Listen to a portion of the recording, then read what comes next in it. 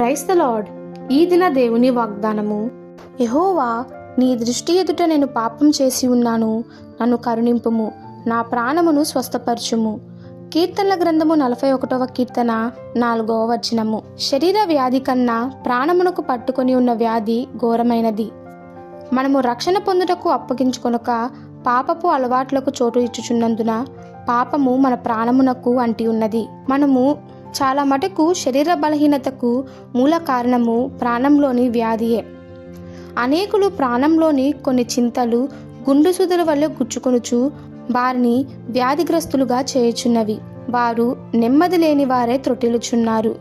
ఎదుట వారి దోషమును భరించలేక ఏకాంతముగా తమలో తాము బాధను అణుచుకొని క్రమక్రమముగా చనిపోవచున్నారు. శరీర వ్యాధిని డాక్టర్తో చెప్పవచ్చు, కానీ ప్రాణమునకు వచ్చిన వ్యాధిని ఎవరితో చెప్పగలము? దానిని పరమవాద్యుడగు యేసుక్రీస్తు మాత్రమే స్వస్థపరచగలడు. గనుక నా ప్రాణమును స్వస్థపరచుము అని మనవి చేయుట తప్ప వేరే మార్గము లేదు. ఒక గొప్ప ధనవంతుడు తన కనుదృష్టి కొరకు ప్రార్థించవలసిందిగా సేవకుణ్ణి పిలిచారు.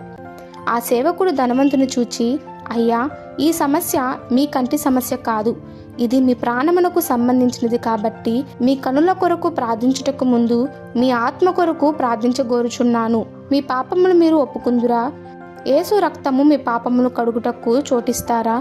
మీ పాపములు మీరు ఒప్పుకుని నెడలా మీ ప్రాణాత్మ శరీరము స్వస్థత నొందునని గట్టిగా హెచ్చరించారు.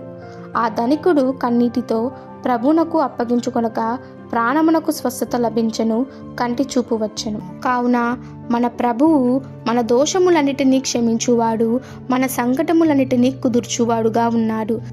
ఈ దిన దేవుని వాగ్దానము మనందరి జీవితంలో నెరవేరులాగున ప్రభు కృప మనకి తోడై ఉండునుగాక.